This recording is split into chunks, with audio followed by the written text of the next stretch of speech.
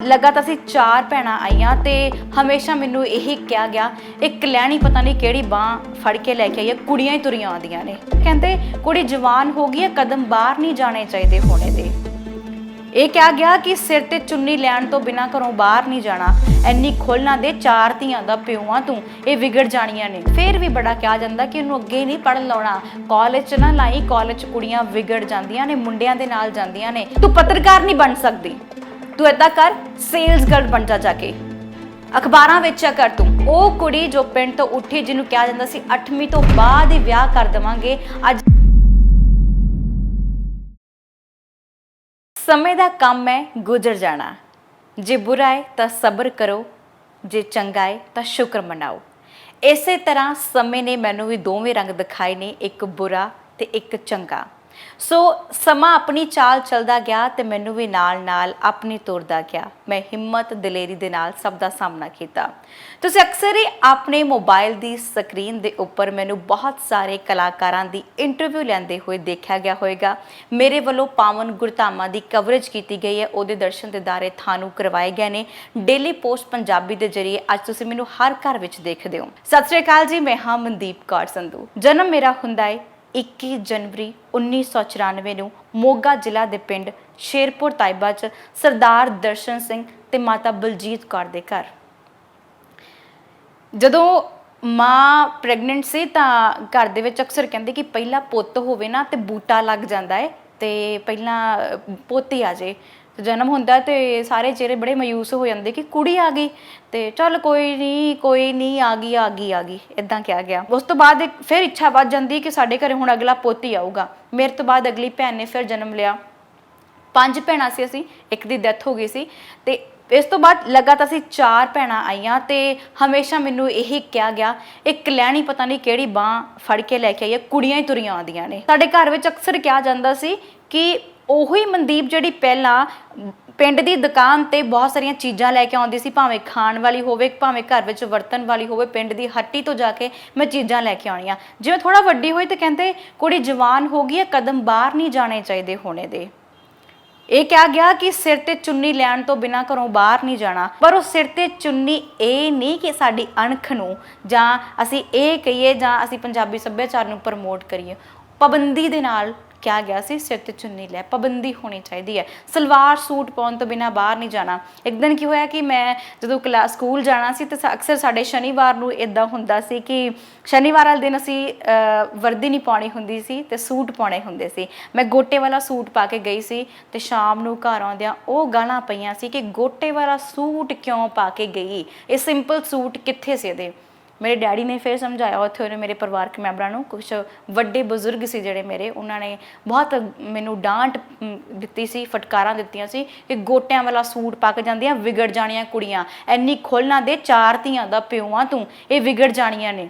ਮੇਰੇ ਡੈਡੀ ਨੂੰ ਹਮੇਸ਼ਾ ਇਹ ਕਹਿੰਦੇ ਰਹਿਣਾ, ਪਰ ਉਹਨਾਂ ਨੇ ਕਦੇ ਸਾਨੂੰ ਕੁਛ ਨਹੀਂ ਕਿਹਾ, ਬਸ ਸਮਝਾਉਂਦੇ ਹੁੰਦੇ ਸੀ, ਪੁੱਤ ਮੇਰੀ ਪੱਗ ਨੂੰ ਕਦੇ ਦਾਗ ਨਾ ਲਾਇਓ, ਹਮੇਸ਼ਾ ਤੁਸੀਂ ਚੰਗਾ ਕੰਮ ਕਰਿਓ ਤੇ ਇਹਨਾਂ ਦੀ ਬੋਲਤੀ ਬੰਦ ਕਰਾਇਓ। ਤੇ ਉਸੇ ਦੌਰਾਨ 8ਵੀਂ ਜਮਾਤ ਵਿੱਚੋਂ ਮੈਂ ਪਾਸ ਹੁੰਨੀ ਆ ਤਾਂ ਮੈਨੂੰ ਕਿਹਾ ਗਿਆ ਕਿ ਅੱਗੇ ਨਹੀਂ ਪੜ੍ਹਾਉਣਾ ਇਹਨੂੰ 8ਵੀਂ ਜਮਾਤ ਤੋਂ ਬਾਅਦ, ਤੇ 2 ਸਾਲ ਸਿਲਾਈ ਕਢਾਈ ਸਿਖਾਓ ਤੇ ਫਿਰ ਵਿਆਹ ਕਰ ਦਿਓ।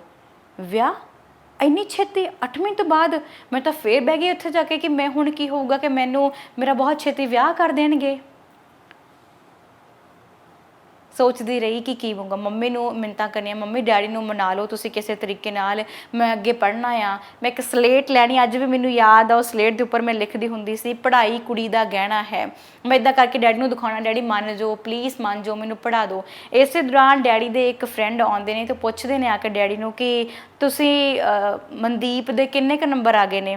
ਮੈਨੂੰ ਘਰ ਦਾ ਨਾਮ ਦੀਪੂ ਕਹਿੰਦੇ ਹੁੰਦੇ ਸੀਗੇ, ਤੇ ਦੀਪੂ ਦੇ ਕਿੰਨੇ ਕੁ ਨੰਬਰ ਆਏ ਨੇ, ਤੇ ਕਹਿੰਦੇ ਕਿ ਇੰਨੇ ਨੰਬਰ ਆ ਗਏ। ਤੇ ਕਹਿੰਦੇ ਫਿਰ ਹੁਣ ਅੱਗੇ ਐਡਮਿਸ਼ਨ ਕਰਾਤੀ। ਡੈਡੀ ਕਹਿੰਦੇ ਨਾ ਹੁਣ ਨਹੀਂ ਆਪਾਂ ਪੜ੍ਹਾਉਣਾ ਹੈਗਾ, ਤੇ 2 ਸਾਲ ਹੁਣ ਕਰੂਗੀ, ਸਿਲਾਈ ਕਢਾਈ ਸਿਖਾ ਦਿੰਦੇ ਆ, ਵਧੀਆ ਸਿੱਖ ਲੂਗੀ ਚੌਂਕੇ ਚੁੱਲ੍ਹੇ ਦਾ ਕੰਮ, ਤੇ ਵਿਆਹ ਕਰ ਦਾਂਗੇ ਚੰਗਾ ਮੁੰਡਾ ਲੱਭ ਕੇ। ਉਹਨੇ ਕਿਹਾ ਨਹੀਂ, ਤੂੰ ਆਪਣੀ ਧੀ ਨੂੰ ਪੜ੍ਹਨੇ ਲਾ, ਕੁੜੀ 'ਚ ਬਹੁਤ ਟੈਲੈਂਟ ਆ, ਉਹ ਪੜ੍ਹੂਗੀ, ਇੰਨੇ ਨੰਬਰ ਲੈ ਕੇ ਆਈ ਆ, ਤੁਸੀਂ ਉਹਨੂੰ ਪੜ੍ਹਾਓ। ਬੜੇ ਮੁਸ਼ਕਲ ਨਾਲ ਡੈਡੀ ਨੂੰ ਉਹਨਾਂ ਨੇ ਮਨਾ ਕੇ ਮੇਰੀ ਐਡਮਿਸ਼ਨ ਕਰਾਤੀ। ਤੇ ਇਸੇ ਦੌਰਾਨ ਮੈਂ +2 ਕਰਦੀ ਹਾਂ ਤੇ ਫਿਰ ਵੀ ਬੜਾ ਕਿਹਾ ਜਾਂਦਾ ਕਿ ਉਹਨੂੰ ਅੱਗੇ ਨਹੀਂ ਪੜ੍ਹਨ ਲਾਉਣਾ, ਕਾਲਜ 'ਚ ਨਾ ਲਾਈ, ਕਾਲਜ 'ਚ ਕੁੜੀਆਂ ਵਿਗੜ ਜਾਂਦੀਆਂ ਨੇ, ਮੁੰਡਿਆਂ ਦੇ ਨਾਲ ਜਾਂਦੀਆਂ ਨੇ, ਬੱਸ 'ਚ ਵੀ ਕਿਤੇ ਬਹਿ ਜਾਣਾ ਤਾਂ ਇਹੀ ਕਹਿਣਾ ਕਿ ਆਲਾ ਦੁਆਲਾ ਵੇਖ ਕੇ ਵਿਓ, ਕੋਈ ਮੁੰਡਾ ਤੁਹਾਡੇ ਨਾਲ ਸੀਟ ਤੇ ਬੈਠਾ ਹੋਊਗਾ, ਸੀਟ ਤੋਂ ਉੱਠ ਜਿਓ ਕਰੋ। ਇੱਕ ਵਾਰ ਮੈਨੂੰ ਯਾਦ ਆ ਕਿ ਬੱਸ ਵਿੱਚ ਮੈਂ ਬੈਠੀ ਹੋਈ ਸੀ, ਸਕੂਲ ਤੋਂ ਛੁੱਟੀ ਹੋਈ ਤੇ ਜਿਹੜੀ ਮਿੰਨੀ ਬੱਸ ਪਿੰਡ ਨੂੰ ਆਉਂਦੀ ਉੱਥੇ ਬੈਠੀ ਸੀ ਮੈਂ, ਤੇ ਮੈਂ ਇੱਕ ਮੁੰਡੇ ਨੇ ਮੇਰੇ ਤੋਂ ਅਖਬਾਰ ਮੰਗੀ, ਕਿਉਂਕਿ ਬੱਸ ਦੇ ਅੱਗੇ ਅਖਬਾਰ ਪਿਆ ਹੁੰਦਾ ਸੀ, ਰੋਜ਼ਾਨਾ ਅਖਬਾਰ ਆਉਂਦਾ ਸੀ, ਤੇ ਉਹ ਮੈਨੂੰ ਅਖਬਾਰ ਕਹਿੰਦਾ ਫੜਾਇਓ, ਤੇ ਮੈਂ ਦਿੱਤੀ ਉਹਨੂੰ ਪੜ੍ਹਨ। ਉਹਨੇ ਪੜ੍ਹੀ ਅਖਬਾਰ ਤੇ ਜਦੋਂ ਬੱਸ ਚੱਲਣ ਲੱਗੀ ਤਾਂ ਉਹਨੇ ਮੈਨੂੰ ਦੇਤੀ, ਅੱਗੇ ਰੱਖਤੀ ਅਖਬਾਰ। ਤਾਂ ਇਸ ਦੌਰਾਨ ਮੇਰੇ ਘਰ ਦੇ ਪਰਿਵਾਰਕ ਮੈਂਬਰ ਉੱਥੇ ਮੌਜੂਦ ਸੀ, ਉਹਨਾਂ ਨੇ ਦੇਖ ਲਿਆ ਕਿ ਮੈਂ ਅਖਬਾਰ ਜਿਹੜੀ ਆ ਮੁੰਡੇ ਤੋਂ ਲੈ ਕੇ ਉੱਥੇ ਅੱਗੇ ਰੱਖੀ ਆ। ਘਰ ਦੇ ਵਿੱਚ ਆ ਕੇ ਮੇਰੀ ਦਾਦੀ ਮਾਂ ਦੇ ਕੋਲ ਆਖਿਆ ਗਿਆ ਕਿ ਇਹ ਮੁੰਡਿਆਂ ਨੂੰ ਅਖਬਾਰਾਂ ਫੜਾਉਂਦੀ ਹੈ, ਉੱਥੇ ਅਖਬਾਰ ਰੱਖਦੀ ਹੈ।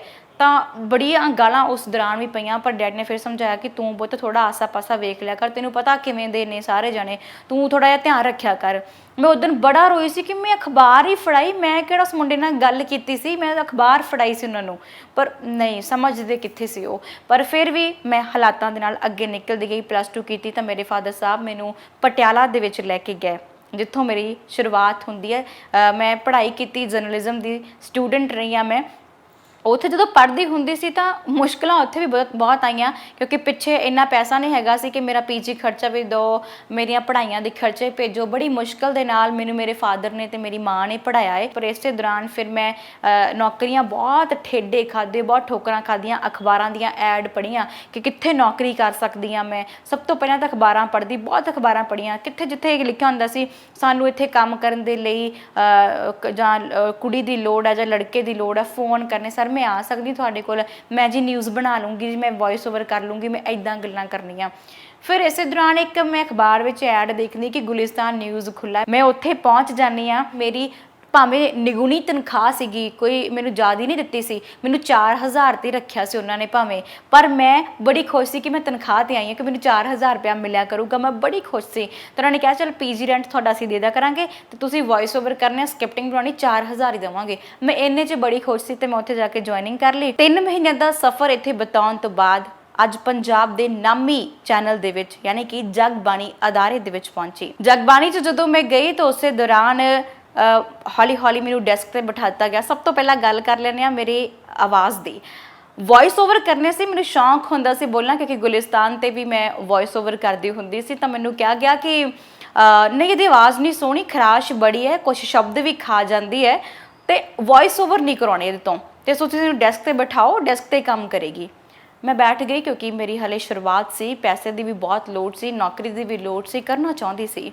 ਬੈਠ ਗਈ ਡੈਸਕ ਤੇ ਜਾ ਕੇ, ਨਿਊਜ਼ ਬਣਾਉਣੀਆਂ ਸ਼ੁਰੂ ਕੀਤੀਆਂ। ਤੇ ਇੱਕ ਦਿਨ ਅਜਿਹਾ ਆਇਆ ਕਿ ਜਿੱਥੇ ਵੌਇਸ ਓਵਰ ਕੀਤੇ ਜਾਂਦੇ ਸੀ ਤੇ ਉਹ ਦੋਨੋਂ ਕੁੜੀਆਂ ਵੌਇਸ ਓਵਰ ਕਰਨ ਵਾਲੀਆਂ ਛੁੱਟੀ ਤੇ ਸੀ। ਤਾਂ ਮੇਰੇ ਸੀਨੀਅਰ ਮੈਨੂੰ ਆ ਕੇ ਕਹਿੰਦੇ ਕਿ ਮਨਦੀਪ ਅੱਜ ਤੁਸੀਂ ਵੌਇਸ ਓਵਰ ਕਰੋਗੇ ਜਾ ਕੇ। ਉਸ ਦਿਨ ਮੈਂ 1 ਨਹੀਂ 2 ਨਹੀਂ 10 ਨਹੀਂ ਬਲਕਿ 108 ਵੌਇਸ ਓਵਰ ਕੀਤੇ ਸੀ। ਫਿਰ ਮੈਨੂੰ ਇੱਕ ਮੌਕਾ ਮਿਲ ਜਾਂਦਾ, ਕਹਿੰਦੇ ਨੇ ਕਿ ਹੁਣ ਤੁਸੀਂ ਡੇਲੀ ਜਿਹੜੇ ਨੇ 5 ਵੌਇਸ ਓਵਰ ਕਰਿਆ ਕਰੋਗੇ। ਸਫ਼ਰ ਇੱਥੇ ਮੁੱਕਿਆ ਨਹੀਂ, 5 ਵੌਇਸ ਓਵਰ ਕਰਨੇ ਸ਼ੁਰੂ ਕਰ ਦਿੱਤੇ। ਬੈਠੀ ਇੱਕ ਦਿਨ ਖਬਰ ਲਿਖੀ ਹੋਈ ਸੀ ਤੇ ਇੱਕ ਮੇਰੇ ਸੀਨੀਅਰ ਦੂਰ ਹਾਲ ਦੇ ਵਿੱਚ ਖੜ ਕੇ ਆਵਾਜ਼ ਦਿੰਦੇ ਨੇ, ਆ ਖਬਰ ਕਿਸ ਨੇ ਲਿਖੀ ਹੈ? ਮੈਂ ਖੜੀ ਹੋ ਜਾਨੀ ਕਿ ਮੈਂ ਲਿਖੀ ਹੈ। ਤੂੰ ਪੱਤਰਕਾਰ ਨਹੀਂ ਬਣ ਸਕਦੀ, ਤੂੰ ਏਦਾਂ ਕਰ ਸੇਲਸ ਗਰਲ ਬਣ ਜਾ ਕੇ ਅਖਬਾਰਾਂ ਵੇਚਿਆ ਕਰ ਤੂੰ। ਬੜਾ ਡਰ ਗਈ ਸੀ ਉਸ ਟਾਈਮ ਤੇ, ਅਖਬਾਰਾਂ ਵੇਚਿਆ ਕਰ, ਆਹ ਚੀਜ਼ ਸੁਣੀ ਤੇ ਬੈਠ ਗਈ ਉਹਨਾਂ ਦੀ ਗੱਲ ਸੁਣ ਕੇ। ਤੈਨੂੰ ਪਤਾ ਖਬਰ ਐ ਲਿਖੀ ਦੀ ਹੁੰਦੀ ਆ, ਖਬਰ ਐ ਲਿਖੀ ਦੀ ਹੁੰਦੀ ਆ। ਡਾਂਟਿਆ, ਸਾਰਿਆਂ ਦੇ ਵਿੱਚ ਖੜ ਕੇ ਡਾਂਟਿਆ। ਮੈਨੂੰ ਇਹ ਨਹੀਂ ਸੀਗਾ ਕਿ ਮੈਨੂੰ ਉਹ ਡਾਂਟ ਰਹੇ ਨੇ, ਮੈਨੂੰ ਇਹ ਸੀ ਕਿ ਸਾਰੇ ਮੇਰੇ ਵੱਲ ਦੇਖ ਰਹੇ ਨੇ, ਪੂਰਾ ਹਾਲ ਮੇਰੇ ਵੱਲ ਦੇਖ ਰਿਹਾ ਸੀ ਉਸ ਟਾਈਮ ਤੇ ਕਿ ਮੈਨੂੰ ਇਸ ਤਰੀਕੇ ਦੀ ਡਾਂਟ ਜਿਹੜੀ ਪਈ ਹੈ। ਹਾਲਾ ਮੈਨੂੰ ਲੱਗਦਾ ਸੀ ਜਗਬਾਣੀ ਚਾਈ ਨੂੰ 4-5 ਮਹੀਨੇ ਹੀ ਹੋਏ ਹੋਣੇ ਆ, ਕਿਉਂਕਿ ਹਾਲੇ ਸਿੱਖ ਵੀ ਰਹੀ ਸੀ, ਕਿਉਂਕਿ 4-5 ਮਹੀਨਿਆਂ ਵਿੱਚ ਅਸੀਂ ਹੌਲੀ ਹੌਲੀ ਸਿੱਖਦੇ ਹਾਂ। ਤੇ ਇੱਕ ਰਾਜਨੀਤਿਕ ਖਬਰ ਬਣਾ ਰਹੀ ਸੀ ਤੇ ਰਾਜਨੀਤਿਕ ਖਬਰ ਤੋਂ ਕਿਹਾ ਗਿਆ ਕਿ ਤੂੰ ਇਹ ਨਹੀਂ ਬਣਾ ਸਕੀ। ਸੋ ਖੈਰ ਮੈਂ ਇੱਥੇ ਹਿੰਮਤ ਨਹੀਂ ਹਾਰੀ, ਮੈਂ ਉਸ ਆਪਣੀ ਸੀਟ ਤੇ ਬੈਠ ਕੇ ਉਸ ਦਿਨ ਰੋਈ ਵੀ ਜ਼ਰੂਰ ਸੀ ਕਿ ਇੱਦਾਂ ਕਿਉਂ ਕਿਹਾ ਗਿਆ।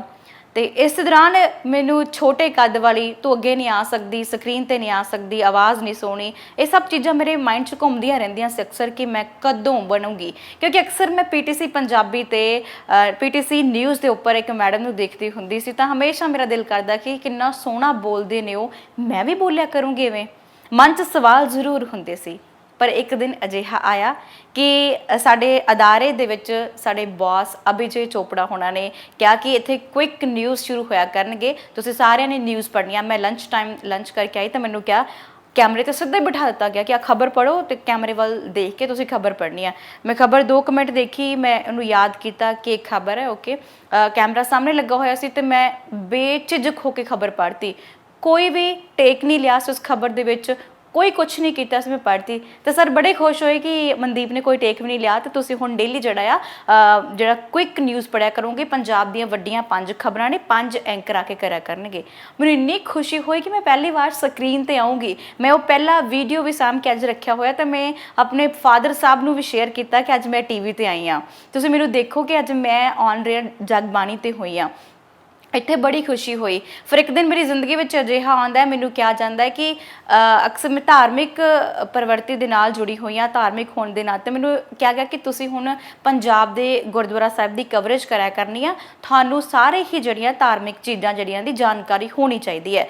ਇੱਕ ਦਿਨ ਮੈਨੂੰ ਉੱਥੇ ਸਭ ਤੋਂ ਪਹਿਲੀ ਜਿਹੜੀ ਮੇਰੀ ਸਟੋਰੀ ਕਰ ਲਈ, ਸੁਲਤਾਨਪੁਰ ਲੋਧੀ ਦੀ ਧਰਤੀ ਤੇ ਭੇਜਿਆ ਜਾਂਦਾ ਹੈ। ਪਹਿਲੀ ਪਾਤਸ਼ਾਹੀ ਸਾਹਿਬ ਸ੍ਰੀ ਗੁਰੂ ਨਾਨਕ ਦੇਵ ਜੀ ਦੀ ਸਟੋਰੀ ਮੈਂ ਕਵਰ ਕਰਕੇ ਆਉਣੀ ਆ। ਮੇਰੀ ਸਟੋਰੀ ਬੜੀ ਹਿੱਟ ਹੁੰਦੀ ਹੈ, ਬਹੁਤ ਸਾਰੇ ਲੋਕ ਉਸ ਨੂੰ ਪਿਆਰ ਦਿੰਦੇ ਨੇ ਕਿਉਂਕਿ ਜਗਬਾਣੀ ਤੇ ਧਾਰਮਿਕ ਕੰਮ ਸ਼ੁਰੂ ਕਰਨ ਵਾਲੀ ਮੈਂ ਸ਼ੁਰੂ ਕੀਤਾ ਸੀ ਉੱਥੇ ਕੰਮ। ਸੋ ਬੜੇ ਖੁਸ਼ ਹੋਏ, ਕਹਿੰਦੇ ਕਿ ਜਿਵੇਂ ਜਿਵੇਂ ਅਸੀਂ ਪੌੜੀ ਦਰ ਪੌੜੀ ਚੜ੍ਹਦੇ ਰਹਿੰਦੇ ਹਾਂ ਤਾਂ ਸਾਡੀਆਂ ਲੱਤਾਂ ਖਿੱਚਣ ਵਾਲੇ ਵੀ ਜ਼ਰੂਰ ਪੈਦਾ ਹੋ ਜਾਂਦੇ ਨੇ, ਕਿਉਂਕਿ ਆਲੋਚਕ ਦਾ ਹੋਣਾ ਵੀ ਬਹੁਤ ਜ਼ਰੂਰੀ ਹੋ ਜਾਂਦਾ ਹੈ। ਪਰ ਇਹ ਆਲੋਚਕ ਇਸ ਤਰ੍ਹਾਂ ਦੇ ਸੀ ਕਿ ਜੋ ਮੈਨੂੰ ਬਰਦਾਸ਼ਤ ਹੀ ਨਹੀਂ ਕਰਦੇ ਸੀਗੇ। ਇੱਕ ਦਿਨ ਮੇਰੀ ਜ਼ਿੰਦਗੀ ਵਿੱਚ ਅਜਿਹਾ ਆਉਂਦਾ ਹੈ ਕਿ ਮੈਨੂੰ ਰੇਡੀਓ ਦੀ HOD ਵੀ ਬਣਾਇਆ ਜਾਂਦਾ ਹੈ। ਮੈਂ ਰੇਡੀਓ ਡਿਪਾਰਟਮੈਂਟ ਵੀ ਸਾਂਭ ਲੈਂਦੀ ਹਾਂ, ਨਾਲ ਨਾਲ ਮੈਂ TV ਵੀ ਕਰਦੀ ਹਾਂ, ਨਾਲ ਨਾਲ ਮੈਂ ਰੇਡੀਓ ਵੀ ਦੇਖ ਰਹੀ ਹਾਂ। ਤੇ ਕੁਝ ਇੱਦਾਂ ਦੇ ਬੰਦੇ ਉੱਥੇ ਮੌਜੂਦ ਸੀ ਜੋ ਉਹ ਸਭ ਕੁਝ ਦੇਖਣਾ ਪਸੰਦ ਹੀ ਨਹੀਂ ਕਰਦੇ ਸੀ। ਜਦੋਂ ਮੈਂ ਤੁਰੀ ਆਉਣਾ ਤਾਂ ਖੜੇ ਹੋ ਜਾਣਾ, HOD ਸਾਹਿਬ ਆਏ ਨੇ, ਸਲੂਟ ਕਰੋ, HOD ਸਾਹਿਬ ਆਏ ਨੇ, ਛੋਟੇ ਕੱਦ ਵਾਲੇ HOD ਸਾਹਿਬ ਆਏ ਨੇ, ਇੱਦਾਂ ਬੋਲਿਆ ਜਾਂਦਾ ਸੀ। ਪਰ ਮੈਂ ਫਿਰ ਵੀ ਕਦੇ ਹਿੰਮਤ ਨਹੀਂ ਹਾਰੀ। ਇੱਕ ਦਿਨ ਇੱਦਾਂ ਹੁੰਦਾ ਕਿ ਸਾਹਿਬ ਸ਼੍ਰੀ ਗੁਰੂ ਗੋਬਿੰਦ ਸਿੰਘ ਮਹਾਰਾਜ ਜੀ ਦਾ ਜੋਤੀ ਜੋਤ ਦਿਵਸ ਆਉਂਦਾ ਹੈ ਤੇ ਮਾਛੀਵਾੜੇ ਦੀ ਧਰਤੀ ਤੇ ਮੈਂ ਜਾਣਾ ਹੁੰਦਾ ਹੈ। ਮੈਂ ਜਾਂਦੀ ਹਾਂ, ਮੈਂ ਕਵਰੇਜ ਕਰਦੀ ਹਾਂ, ਪਿੱਛੋਂ ਫੋਨ ਆਉਂਦਾ ਹੈ ਕਿ ਤੁਸੀਂ ਜਿਹੜਾ ਆ ਕਿ ਵਾਪਸ ਆ ਜਾਓ, ਸ਼ੂਟ ਨਹੀਂ ਕਰਨਾ ਹੈਗਾ। ਮੈਂ ਪੁੱਛਦੀ ਕਿਉਂ, ਕਿਸ ਗੱਲੋਂ ਸ਼ੂਟ ਨਹੀਂ ਕਰਨਾ? ਕਾਰਨ ਨਹੀਂ ਦੱਸਿਆ ਜਾਂਦਾ, ਵਾਪਸ ਆਉਣ ਲਈ ਬੁਲਾ ਲਿਆ ਜਾਂਦਾ। ਪਰ ਮੈਂ ਉੱਥੇ ਆਪਣੀ ਕਵਰੇਜ ਨੂੰ ਬੰਦ ਨਹੀਂ ਕਰਦੀ, ਮੈਂ ਪ੍ਰੋਪਰ ਜਿਹੜਾ ਸ਼ੂਟ ਕਵਰ ਕਰਦੀ ਹਾਂ, ਪ੍ਰੋਪਰ ਸਟੋਰੀ ਬਣਾ ਕੇ ਲੈ ਕੇ ਆਉਂਦੀ ਹਾਂ। ਮੈਂ ਵਾਪਸ ਆਉਂਦੀ ਹਾਂ ਅਦਾਰੇ ਵਿੱਚ, ਰਾਤ ਦੇ 10 ਵਜੇ ਤੱਕ ਬੈਠ ਕੇ ਸਟੋਰੀ ਐਡਿਟ ਕਰਵਾ ਕੇ ਆਪਣੇ 11 ਕੁ ਵਜੇ ਘਰ ਜਾਂਦੀ ਹਾਂ ਵਾਪਸ। ਮੈਂ PG 'ਚ ਰਹਿੰਦੀ ਸੀ, ਉੱਥੇ ਮੈਂ ਰਹੀ। ਵਾਪਸ ਗਈ ਤੇ ਅਗਲੇ ਦਿਨ ਮੇਰੀ ਸਟੋਰੀ ਵੀ ਚੱਲੀ, ਬਹੁਤ ਸ਼ਾਨਦਾਰ ਉਹਦਾ ਰਿਵਿਊ ਆਇਆ। ਤੇ ਅਗਲੇ ਦਿਨ ਮੈਂ ਵਾਪਸ ਆਈ ਤੇ ਕਹਿੰਦੇ ਕਿ ਤੁਹਾਨੂੰ ਅਸੀਂ ਨਾ ਟੋਲਰੇਟ ਨਹੀਂ ਕਰ ਸਕਦੇ, ਤੁਸੀਂ ਪ੍ਰੋਟੋਕਾਲ ਤੋੜਿਆ। ਪ੍ਰੋਟੋਕਾਲ ਕਿਹੜਾ ਤੋੜਿਆ? ਮੈਂ ਜਵਾਬ ਮੰਗਿਆ ਕਿ ਮੈਂ ਪ੍ਰੋਟੋਕਾਲ ਕੀ ਤੋੜਿਆ? ਕਹਿੰਦੇ ਕਿ ਤੁਸੀਂ ਇੱਕ ਤਾਂ ਬਿਨਾਂ ਦੱਸੇ ਸ਼ੂਟ ਤੇ ਗਏ ਹੋ ਤੇ ਦੂਸਰਾ ਤੁਸੀਂ ਜਿਹੜੀ ਕੁੜੀ ਨੂੰ ਨਾਲ ਲੈ ਕੇ ਗਏ ਹੋ। ਮੈਂ ਕਿਹਾ ਮੈਂ ਬਿਨਾਂ ਦੱਸੇ ਸ਼ੂਟ ਤੇ ਨਹੀਂ ਗਈ, ਅਸਾਈਨਮੈਂਟ ਦੇ ਵੱਲੋਂ ਮੈਨੂੰ ਸਟੋਰੀ ਜਿਹੜੀ ਅਸਾਈਨ ਹੋਈ ਹੈ ਉਸ ਤੋਂ ਬਾਅਦ ਮੈਂ ਸ਼ੂਟ ਤੇ ਗਈ ਹਾਂ। ਜਵਾਬ ਮੰਗਿਆ ਗਿਆ ਮੇਲ ਦੇ ਵਿੱਚ ਕਿ ਸਾਨੂੰ ਮੇਲ ਕਰੋ। ਪਹਿਲਾਂ ਕਦੇ ਮੇਲ ਹੀ ਨਹੀਂ ਕੀਤੀ ਸੀ ਤੇ ਉਸ ਦਿਨ ਮੈਨੂੰ ਕਿਹਾ ਗਿਆ ਕਿ ਮੇਲ ਕਰੋ, ਮੇਲ ਕਰਕੇ ਸਾਨੂੰ ਕਾਰਨ ਦੱਸੋ ਕਿ ਤੁਸੀਂ ਨਾਲ ਜਿਹੜੇ ਆਪਣੇ ਇੱਕ ਸਾਥੀ ਨੂੰ ਲੈ ਕੇ ਗਏ ਹੋ, ਕਿਉਂ ਲੈ ਕੇ ਗਏ ਹੋ। ਮੇਲ ਦੇ ਵਿੱਚ ਮੈਂ ਲਿਖਿਆ ਕਿ ਕੁਝ ਪ੍ਰੋਬਲਮ ਹੋਣ ਕਰਕੇ, ਗਰਲਸ ਪ੍ਰੋਬਲਮ ਹੋਣ ਕਰਕੇ ਜਿਹੜਾ ਸੀ ਕਿ ਮੈਂ ਇੱਥੋਂ ਆਪਣੇ ਸਾਥੀ ਨੂੰ ਨਾਲ ਲੈ ਗਏ ਸੀ। ਕੁੜੀ ਮੇਰੇ ਨਾਲ ਗਈ ਸੀ, ਉਸ ਅਦਾਰੇ ਵਿੱਚ ਹੀ ਕੁੜੀ ਕੰਮ ਕਰਦੀ ਸੀ ਉਹ। ਤੇ ਕਿਹਾ ਗਿਆ ਕਿ ਠੀਕ ਹੈ, ਅਸੀਂ ਇਹਨੂੰ ਟੋਲਰੇਟ ਨਹੀਂ ਕਰ ਸਕਦੇ। ਮੇਲ 'ਚ ਇਹਨੇ ਲਿਖਿਆ ਗਰਲਸ ਪ੍ਰੋਬਲਮ ਕਰਕੇ ਲੈ ਕੇ ਗਈ ਸੀ। ਆਹ ਗੱਲ ਦੱਸਣ ਵਾਲੀ ਹੈ ਸੀਨੀਅਰ ਨੂੰ? ਇਹ ਕਿੱਦਾਂ ਕਹਿ ਰਹੀ ਕਿ ਗਰਲਸ ਪ੍ਰੋਬਲਮ ਕਰਕੇ ਲੈ ਕੇ ਗਈ ਸੀ? ਹੱਦ ਹੈ। ਜੋ ਤੁਸੀਂ ਮੈਨੂੰ ਪੁੱਛ ਰਹੇ ਹੋ ਲੈ ਕੇ ਕਿਉਂ ਗਈ, ਜੇ ਕਿ ਮੈਂ ਦੱਸਿਆ ਤੁਹਾਨੂੰ ਤਾਂ ਕਹਿ ਰਹੇ ਹੋ ਕਿ ਆਹ ਗੱਲ ਹੈ। ਕਹਿੰਦੇ ਜੀ ਨਹੀਂ, ਮਨਦੀਪ ਤੋਂ ਅਸਤੀਫਾ ਲੈਣਾ ਸੀ। ਮੇਰੇ ਬੌਸ ਨੂੰ ਇਹ ਗੱਲ ਪਤਾ ਨਹੀਂ, ਨਾ ਹੀ ਬੌਸ ਤੱਕ ਹਾਲੇ ਇਹ ਗੱਲ ਪਹੁੰਚੀ ਸੀ। ਜਦੋਂ ਪਹੁੰਚੀ ਤਾਂ ਮੈਂ ਆਪਣੇ ਬੌਸ ਨਾਲ ਗੱਲ ਵੀ ਕਰਨ ਗਈ ਤੇ ਕਹਿੰਦੇ ਕੋਈ ਗੱਲ ਨਹੀਂ ਹੈ, ਤੁਸੀਂ ਕੰਮ ਕਰੋ। ਮੈਂ ਬੜਾ ਪਰੇਸ਼ਾਨ ਹੋ ਗਈ ਕਿ ਮੈਨੂੰ ਇਦਾਂ ਕਿਉਂ ਕਿਹਾ ਜਾ ਰਿਹਾ, ਕਿ ਪਹਿਲਾਂ ਹੀ ਮੈਂ ਆਲਰੇਡੀ ਬੜਾ ਪਰੇਸ਼ਾਨ ਰਹਿੰਦੀ ਸੀ ਉੱਥੇ ਕਿ ਮੈਨੂੰ ਇਦਾਂ ਕਿਉਂ ਕਹਿੰਦੇ ਨੇ। ਪਰ ਮੈਂ ਆਪਣੀ ਕਾਮਯਾਬੀ, ਆਪਣੇ ਕੰਮ ਤੋਂ ਬੜਾ ਖੁਸ਼ ਸੀ ਕਿ ਮੈਂ ਕਰਦੀ ਪਈ ਹਾਂ, ਮੈਂ ਕਰਕੇ ਦਿਖਾਉਣਾ ਹੈ। ਇਸ ਪਿੰਡ ਤੋਂ ਉੱਠੀ ਹੋਈ ਕੁੜੀ ਹਾਂ ਤਾਂ ਮੈਂ ਜ਼ਰੂਰ ਕਰਨਾ ਹੈ। ਇਸ ਹੀ ਟੌਪਿਕ ਨੂੰ 1 ਮਹੀਨਾ ਨਿਕਲ ਜਾਂਦਾ ਪੂਰੇ ਦਫ਼ਤਰ ਦੇ ਵਿੱਚ। 1 ਮਹੀਨਾ ਇਹੀ ਗੱਲ ਚੱਲਦੀ ਹੈ ਕਿ ਮਨਦੀਪ ਤੋਂ ਰਿਜ਼ਾਈਨ ਲਿਆ ਜਾਵੇ। ਉੱਥੇ ਜਦੋਂ ਮੈਨੂੰ ਵਾਰ-ਵਾਰ ਟਾਰਚਰ ਕਰਨਾ ਸ਼ੁਰੂ ਕਰ ਦਿੱਤਾ ਗਿਆ, ਇਹਨੂੰ ਟੋਲਰੇਟ ਨਹੀਂ ਕਰ ਸਕਦੇ, ਇਹਨੂੰ ਅਸੀਂ ਇਹ ਨਹੀਂ ਕਰ ਸਕਦੇ, ਇਹ ਕਿਉਂ ਇੱਥੇ ਆ, ਇਹਨੂੰ ਕੰਮ ਨਹੀਂ ਆਉਂਦਾ, ਇਹ ਰੇਡੀਓ ਨਹੀਂ ਹੁਣ ਚੰਗਾ ਚੱਲ ਰਿਹਾ। ਪਹਿਲਾਂ ਕਦੇ ਰੇਡੀਓ 'ਚ ਕਿਸੇ ਨੇ ਹੱਥ ਨਹੀਂ ਆ ਕੇ ਵਟਾਇਆ ਸੀ, ਉਸ ਤੋਂ ਬਾਅਦ ਰੇਡੀਓ ਸੁਣਨਾ ਸ਼ੁਰੂ ਕਰ ਦਿੱਤਾ ਗਿਆ। ਕਿੰਨੇ ਪ੍ਰੋਗਰਾਮ ਇੱਥੇ ਚੱਲਦੇ ਨੇ, ਹਰ ਇੱਕ ਚੀਜ਼ ਹੋਣੀ ਸ਼ੁਰੂ ਕਰ ਦਿੱਤੀ ਗਈ। ਬੌਸ ਮੇਰੇ ਨਾਲ ਖੜੇ, ਦੂਜੇ ਉੱਥੋਂ ਮੈਨੂੰ ਆਵਾਜ਼ਾਂ ਦੇਈ ਜਾ ਰਹੇ ਕਿ ਜਾਓ ਜਾਓ ਜਾਓ। ਕਿਸੇ ਹੋਰ ਦੇ ਮੋਢਿਆਂ ਤੇ ਵੀ ਬੰਦੂਕ ਰੱਖ ਕੇ ਫਿਰ ਐਸੀ ਗੋਲੀ ਚਲਾਈ ਗਈ ਕਿ ਮੈਨੂੰ ਮਜਬੂਰ ਹੋਣਾ ਹੀ ਪੈ ਗਿਆ ਕਿ ਮੈਂ ਕਿਹਾ ਨਹੀਂ, ਹੁਣ ਛੱਡਣਾ ਹੀ ਬਣਦਾ ਆ। ਮੈਂ ਪੰਜਾਬੀ ਦੇ ਵਿੱਚ ਰਿਜ਼ਾਈਨ ਲਿਖਿਆ ਸੀ। ਮੈਂ ਉਸ ਦਿਨ ਦਫ਼ਤਰ ਦੇ ਵਿੱਚ ਪੂਰੇ ਹਾਲ ਦੇ ਵਿੱਚ ਖੜ ਕੇ ਸਾਰਿਆਂ ਨੂੰ ਸਤਿ ਸ੍ਰੀ ਅਕਾਲ ਕਰਕੇ ਆਈ ਸੀ ਕਿ ਅੱਜ ਤੁਹਾਡਾ ਮੇਰਾ ਸਫ਼ਰ ਨਵੰਬਰ ਮਹੀਨੇ ਵਿੱਚ ਇੱਥੇ ਹੀ ਖਤਮ ਹੋ ਜਾਂਦਾ ਹੈ ਤੇ ਮੈਂ ਜਾ ਰਹੀ ਹਾਂ। ਬਹੁਤ ਸਾਰੇ ਲੋਕਾਂ ਦੇ ਧੌਣਾ ਮੁੜੀਆਂ ਸੀ ਕਿ ਮਨਦੀਪ ਚੱਲੀ ਹੈ, ਕੀ ਹੋ ਗਿਆ? ਸਾਰੇ ਪੁੱਛਦੇ ਸੀ ਕੀ ਹੋਇਆ। ਮੈਂ ਕਿਹਾ ਤੁਹਾਨੂੰ ਪਤਾ ਹੈ ਇੱਥੇ ਕੌਣ ਹੈ, ਕੀ ਕਰਦਾ ਹੈ, ਕੀ ਹੋਇਆ। ਘਰੇ ਜਾਨੀ ਭੈਣ ਦਾ ਵਿਆਹ ਧਰ ਦਿੱਤਾ ਜਾਂਦਾ ਹੈ ਤੇ ਸ਼ਹਿਨਾਈਆਂ ਗੂੰਜਦੀਆਂ ਨੇ, ਪਰ ਮੈਂ ਆਪਣੇ ਮਾਪਿਆਂ ਨੂੰ ਨਹੀਂ ਦੱਸਦੀ ਕਿ ਮੈਂ ਨੌਕਰੀ ਛੱਡ ਕੇ ਆ ਗਈ ਹਾਂ। ਨੌਕਰੀ ਛੱਡਣ ਤੋਂ ਬਾਅਦ ਪੂਰਾ ਵਿਆਹ ਹੁੰਦਾ ਭੈਣ ਦਾ, ਤੇ ਮੈਂ ਮੰਮੀ ਕਹਿੰਦੇ ਕਿ ਹੁਣ ਤੇਰੀਆਂ ਛੁੱਟੀਆਂ ਬਹੁਤ ਹੋ ਗਈਆਂ। ਪਹਿਲਾਂ ਭਰਾ ਬਿਮਾਰ ਹੋ ਗਿਆ ਸੀ, ਤੇਰੀਆਂ 7 ਛੁੱਟੀਆਂ ਉਦੋਂ ਹੋਈਆਂ ਸੀ, ਹੁਣ ਵੀ ਤੂੰ ਛੁੱਟੀਆਂ ਲਈਆਂ ਨੇ, ਹੁਣ ਤੂੰ ਕਦੋਂ ਵਾਪਸ ਜਾਣਾ? ਮੈਂ ਕਿਹਾ ਹਾਂ ਬਸ 2 ਦਿਨ ਦੀ ਛੁੱਟੀ ਹੋ ਰਿਹਾ ਤੇ ਮੈਂ ਲਈ ਹੋਈ ਹੈ ਲੰਬੀ ਛੁੱਟੀ, ਕੋਈ ਗੱਲ ਨਹੀਂ, ਮੈਂ ਚਲੀ ਜਾਊਂਗੀ। ਸਿਰਫ ਮੇਰੀ ਛੋਟੀ ਭੈਣ ਨੂੰ ਪਤਾ ਸੀ ਕਿ ਮੈਂ ਨੌਕਰੀ ਛੱਡ ਕੇ ਆਈ ਹਾਂ, ਹੋਰ ਕਿਸੇ ਨੂੰ, ਸਿੰਗਲ ਪਰਸਨ, ਮੇਰੇ ਫਾਦਰ ਸਾਹਿਬ ਨੂੰ ਨਹੀਂ ਪਤਾ ਸੀ ਕਿ ਮੈਂ ਨੌਕਰੀ ਛੱਡ ਕੇ ਆਈ ਹਾਂ। ਵਿਆਹ ਹੋਇਆ, ਬੜੇ ਗਾਜਾ ਵਾਜਾ ਨਾਲ ਵਿਆਹ ਕੀਤਾ। ਫਾਦਰ ਸਾਹਿਬ ਬਿਮਾਰ ਰਹਿੰਦੇ ਸੀ ਤੇ ਮੈਂ ਉਹਨਾਂ ਤੋਂ 5 ਰੁਪਏ ਤਾਂ ਬਹੁਤ ਦੂਰ 1 ਰੁਪਇਆ ਵੀ ਨਹੀਂ ਲਿਆ ਸੀ ਕਿ ਮੈਂ ਭੈਣ ਦਾ ਵਿਆਹ ਕਰਨਾ ਆ, ਤੁਸੀਂ ਵਿਆਹ ਕਰੋ ਠੀਕ ਹੈ। ਰਿਸ਼ਤੇਦਾਰਾਂ ਨੇ ਹੈਲਪ ਕੀਤੀ ਸੀ ਥੋੜੀ ਬਹੁਤ, ਜਿੰਨੀ ਕਰਦੇ ਹੁੰਦੇ ਨੇ, ਜੋ ਸ਼ਗਨ ਵਿਆਹ ਹੁੰਦਾ ਉਹ ਕੀਤਾ ਗਿਆ ਸੀ। ਪਰ ਮੈਂ ਆਪਣੇ ਫਾਦਰ ਸਾਹਿਬ ਤੋਂ ਕਿਹਾ ਕਿ ਤੁਹਾਡਾ ਪੁੱਤ ਖੜਾ ਹੈ, ਵਿਆਹ ਕਰੋ ਭੈਣ ਦਾ, ਕਰਾਂਗੇ ਵਿਆਹ। ਵਿਆਹ ਕੀਤਾ ਜਾਂਦਾ। ਭੈਣ ਆਪਣੇ ਘਰ ਅੱਜ ਵੀ ਸੁਖੀ ਵਸਦੀ ਹੈ, ਪ੍ਰਮਾਤਮਾ ਹਮੇਸ਼ਾ ਉਹਨੂੰ ਸੁਖੀ ਰੱਖੇ। ਤੇ ਮੈਂ ਉਸ ਤੋਂ ਬਾਅਦ ਫਿਰ ਜਲੰਧਰ ਆਉਣੀ ਆ। ਜਲੰਧਰ 'ਚ ਪੀਜੀ 'ਚ ਆ ਕੇ 1 ਮਹੀਨਾ ਮੈਂ ਉਸੇ ਤਰ੍ਹਾਂ ਬੈਠਦੀ ਹਾਂ, ਉਸੇ ਤਰ੍ਹਾਂ ਰਹਿੰਦੀ ਹਾਂ ਬਿਨਾਂ ਜੌਬ ਤੋਂ। ਮੇਰੇ ਬਹੁਤ ਕਰੀਬੀ ਦੋਸਤ ਨੇ ਮੇਰੀ ਮਦਦ ਕੀਤੀ ਉਸ ਦੌਰਾਨ, ਕਹਿੰਦਾ ਕਿ ਤੂੰ ਫਗਵਾੜੇ ਇੱਕ ਨਵਾਂ ਚੈਨਲ ਖੁੱਲ੍ਹਾ ਹੋਇਆ, ਉੱਥੇ ਜਾ ਕੰਮ ਕਰ। ਮੈਂ ਉਸ ਚੈਨਲ ਦੇ ਵਿੱਚ ਵੀ ਕੰਮ ਕੀਤਾ, ਕੁਝ ਕੁ ਮਹੀਨੇ ਕੀਤਾ। ਫਿਰ ਇਸੇ ਦੌਰਾਨ ਜਦੋਂ ਮੈਂ ਰੇਡੀਓ ਕਰਦੀ ਸੀ ਕੈਨੇਡਾ ਦਾ, ਜਗਬਾਣੀ ਦੇ ਨਾਲ ਮੈਂ ਕੈਨੇਡਾ ਦਾ ਰੇਡੀਓ ਵੀ ਕਰਦੀ ਹੁੰਦੀ ਸੀ। ਉਸੇ ਦੌਰਾਨ ਉਹਨਾਂ ਨੇ ਇੱਕ ਚੈਨਲ ਲਾਂਚ ਕੀਤਾ ਤਾਂ ਉਹਦੀ ਕਮਾਨ ਮੇਰੇ ਹੱਥ ਵਿੱਚ ਆ ਗਈ ਤਾਂ ਮੈਂ ਇੱਥੇ ਉਹ ਚੈਨਲ ਵੀ ਚਲਾਇਆ।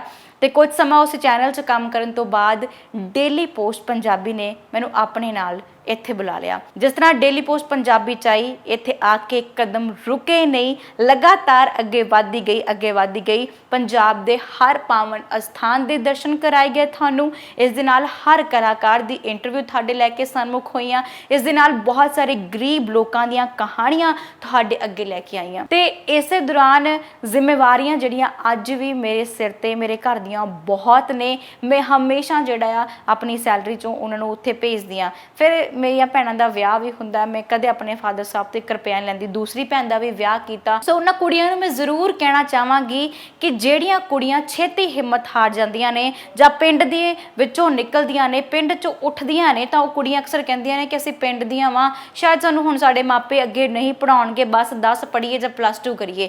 ਪਰ ਉਹਨਾਂ ਕੁੜੀਆਂ ਨੂੰ ਮੈਂ ਹਮੇਸ਼ਾ ਕਹਿਣਾ ਚਾਹੂੰਗੀ, ਭਾਵੇਂ ਤੁਸੀਂ ਪਿੰਡ ਦੀਆਂ ਹੋ, ਭਾਵੇਂ ਤੁਸੀਂ ਸ਼ਹਿਰ ਦੀਆਂ ਹੋ, ਜੇਕਰ ਤੁਹਾਡੇ ਅੰਦਰ ਹਿੰਮਤ ਹੈ, ਤੁਸੀਂ ਲਗਨ ਰੱਖਦੇ ਹੋ ਅੱਗੇ ਪੜ੍ਹਨ ਦੀ, ਅੱਗੇ ਵਧਣ ਦੀ, ਤੁਹਾਡਾ ਕਦਮ ਕੋਈ ਨਹੀਂ ਰੋਕ ਸਕਦਾ। ਅਕਾਲ ਪੁਰਖ ਖੁਦ ਤੁਹਾਡੇ ਲਈ ਹਾਜ਼ਰ ਨਾਜ਼ਰ ਹੋ ਕੇ ਤੁਹਾਡੀ ਬਾਂਹ ਫੜੇਗਾ। ਤੁਸੀਂ ਇੱਕ ਵਾਰ ਹਿੰਮਤ ਤਾਂ ਕਰਕੇ ਦੇਖੋ। ਮੈਂ ਉਹ ਕੁੜੀ ਜੋ ਪਿੰਡ ਤੋਂ ਉੱਠੀ, ਜਿਹਨੂੰ ਕਿਹਾ ਜਾਂਦਾ ਸੀ 8ਵੀਂ ਤੋਂ ਬਾਅਦ ਹੀ ਵਿਆਹ ਕਰ ਦੇਵਾਂਗੇ, ਅੱਜ MA ਪੰਜਾਬੀ ਵੀ ਕੀਤੀ ਹੋਈ ਹੈ। ਉਹ ਕੁੜੀ ਜਿਸ ਨੂੰ ਕਹਿੰਦੇ ਸੀ ਕਿ ਨੌਕਰੀ ਨਹੀਂ ਕਰ ਸਕਦੀ, ਪੱਤਰਕਾਰ ਨਹੀਂ ਬਣ ਸਕਦੀ, ਇੱਕ ਅਖਬਾਰਾਂ ਵੇਚਣ ਵਾਲੀ ਬਣੇਗੀ, ਅੱਜ ਉਹ ਕੁੜੀ ਇੱਕ ਪੱਤਰਕਾਰ ਵੀ ਹੈ ਤੇ ਪੰਜਾਬ ਦੇ ਹਰ ਮੁੱਦਿਆਂ ਨੂੰ ਬੜੀ ਬੇਬਾਕੀ ਦੇ ਨਾਲ ਉਠਾਉਂਦੀ ਹੈ। ਉਹ ਕੁੜੀ ਜਿਸ ਨੂੰ ਅਕਸਰ ਛੋਟੇ ਕੱਦ ਵਾਲੀ ਕਹਿ ਕੇ ਕਿਹਾ ਜਾਂਦਾ ਸੀ। ਕੱਦ ਭਾਵੇਂ ਛੋਟਾ ਹੋਵੇ, ਤੁਹਾਡਾ ਦਿਲ ਵੱਡਾ ਹੋਣਾ ਚਾਹੀਦਾ ਹੈ ਕਿ ਤੁਸੀਂ ਕਿਸੇ ਦੇ ਲਈ ਕਿੰਨਾ ਕੁ ਕਰਦੇ ਹੋ, ਤੁਸੀਂ ਕੀ ਕੁਛ ਕਰ ਰਹੇ ਹੋ। ਮੇਰਾ ਪਿਓ ਹਮੇਸ਼ਾ ਮੈਨੂੰ ਕਦੇ ਵੀ ਧੀ ਨਹੀਂ ਕਹਿੰਦਾ, ਮੇਰੇ ਬਾਪ ਨੇ ਹਮੇਸ਼ਾ ਮੈਨੂੰ ਕਿਹਾ ਇਹ ਮੇਰਾ ਪੁੱਤ ਹੈ। ਜਦੋਂ ਵੀ ਮੈਂ ਘਰ ਜਾਣਾ, ਅੱਜ ਵੀ ਜਦੋਂ ਮੈਂ ਘਰ ਜਾਂਦੀ ਨਾ ਤਾਂ ਸੀਨੇ ਨਾਲ ਲਾ ਕੇ ਕਹਿੰਦਾ ਉਹ ਮੇਰਾ ਦੀਪਨ ਪੁੱਤ ਆ ਗਿਆ। ਮੇਰਾ ਸ਼ੇਰ ਆਇਆ ਹੈ। ਮੇਰੀਆਂ ਭੈਣਾਂ ਅੱਜ ਵੀ ਮੈਨੂੰ ਟੀਚਰ ਡੇ ਹੋਵੇ, ਮਦਰ ਡੇ ਹੋਵੇ, ਮੈਨੂੰ ਵਿਸ਼ ਕਰਦੀਆਂ ਨੇ। ਕਿਉਂ? ਕਿਉਂਕਿ ਉਹਨਾਂ ਦੇ ਨਾਲ ਮੈਂ ਮੋਢੇ ਨਾਲ ਮੋਢਾ ਜੋੜ ਕੇ ਖੜੀ ਹਾਂ। ਆਪਣੇ ਜੇਕਰ ਮੈਂ ਪੜ੍ਹੀ ਹਾਂ ਤਾਂ ਮੇਰੇ ਭੈਣ ਭਰਾ ਵੀ ਅੱਗੇ ਪੜ੍ਹ ਕੇ ਸੋਹਣੀ ਜ਼ਿੰਦਗੀ ਬਤੀਤ ਕਰ ਰਹੇ ਨੇ। ਜੇਕਰ ਮੈਂ ਵੀ 8ਵੀਂ ਜਮਾਤ ਵਿੱਚ ਹਿੰਮਤ ਹਾਰ ਜਾਂਦੀ ਤਾਂ ਸ਼ਾਇਦ ਮੇਰੇ ਭੈਣ ਭਰਾਵਾਂ ਦਾ ਜਿਹੜਾ ਭਵਿੱਖ ਸੀ ਉਹ ਵੀ ਖੂਹ ਖਾਤੇ ਚਲਾ ਜਾਂਦਾ, ਉਹ ਵੀ ਕਿਤੇ ਨਾ ਕਿਤੇ ਬੈਠੇ ਕਿਤੇ ਰੇੜੀਆਂ ਲਗਾਉਂਦੇ ਹੁੰਦੇ। ਅੱਜ ਭਰਾ ਵੀ ਬਹੁਤ ਸੋਹਣੀ ਪੜ੍ਹਾਈ ਕਰ ਰਿਹਾ, ਛੋਟੀ ਭੈਣ ਹੋਟਲ ਮੈਨੇਜਮੈਂਟ ਦਾ ਕੋਰਸ ਕਰ ਰਹੀ ਹੈ। ਜਦ ਵੀ ਮਦਰ ਡੇ ਆਉਂਦਾ ਤਾਂ ਮੈਨੂੰ ਸਭ ਤੋਂ ਪਹਿਲਾਂ ਇਹਨਾਂ ਦਾ ਮੈਸੇਜ ਆਉਂਦਾ ਹੈ ਕਿ ਤੁਸੀਂ ਸਾਨੂੰ ਮਾਂ ਬਣ ਕੇ ਪਾਲਿਆ ਹੈ, ਭੈਣ ਬਣ ਕੇ ਨਹੀਂ। ਅੱਜ ਵੀ ਉਹ ਹਰ ਦਿਨ ਮੈਨੂੰ ਵਿਸ਼ ਕਰਦੇ ਨੇ। ਮੈਂ ਬਹੁਤ ਭਾਗਾਂ ਵਾਲੀ ਹਾਂ, ਕਰਮਾਂ ਵਾਲੀ ਹਾਂ ਕਿ ਅੱਜ ਮੈਂ ਤੁਹਾਡੇ ਸਾਹਮਣੇ ਖੜੀ ਹੋਈ ਹਾਂ ਤੇ ਮੈਂ ਆਪਣੇ ਮਾਂ-ਬਾਪ ਦੇ ਉਸ ਸਾਥ ਕਰਕੇ, ਆਪਣੇ ਹਮਸਫਰ ਜਤਿੰਦਰ ਸਿੰਘ ਦੇ ਸਾਥ ਕਰਕੇ, ਆਪਣੇ ਬਹੁਤ ਕਰੀਬੀ ਦੋਸਤਾਂ ਦੇ ਸਾਥ ਕਰਕੇ ਤੇ ਅਕਾਲ ਪੁਰਖ ਦੀ ਮਿਹਰ ਕਰਕੇ ਤੁਹਾਡੇ ਅੱਗੇ ਅੱਜ ਮੈਂ ਬੇਬਾਕੀ ਦੇ ਨਾਲ ਬੋਲ ਕੇ ਆਪਣੀ ਕਹਾਣੀ ਨੂੰ ਪੇਸ਼ ਕੀਤਾ ਹੈ। ਉਹਨਾਂ ਕੁੜੀਆਂ ਦੇ ਲਈ ਵੀ ਮੈਂ ਜ਼ਰੂਰ ਕਵਾਂਗੀ, ਹਿੰਮਤ ਨਾ ਹਾਰੋ, ਸਦਾ ਜਿਹੜਾ ਅੱਗੇ ਵਧਦੇ ਜਾਓ। ਥੋੜਾ ਜਿਹਾ ਵਿਰੋਧ ਕਰ ਲਿਆ ਕਰੋ, ਵਿਰੋਧ ਕਰਨ ਦੇ ਨਾਲ ਤੁਸੀਂ ਇਸ ਥਾਂ ਤੋਂ ਇੱਥੇ ਜਿਹੜਾ ਜ਼ਰੂਰ ਪਹੁੰਚ ਜਾਓਗੀਆਂ। ਧੰਨਵਾਦ। ਇਸ ਵੀਡੀਓ ਬਾਰੇ ਆਪਣੀ ਰਾਏ ਕਮੈਂਟ ਸੈਕਸ਼ਨ ਵਿੱਚ ਸਾਨੂੰ ਦੱਸੋ ਅਤੇ ਆਪਣੇ ਮਿੱਤਰਾਂ ਨਾਲ ਇਹ ਵੀਡੀਓ ਸ਼ੇਅਰ ਕਰਨਾ ਨਾ ਭੁੱਲਿਓ।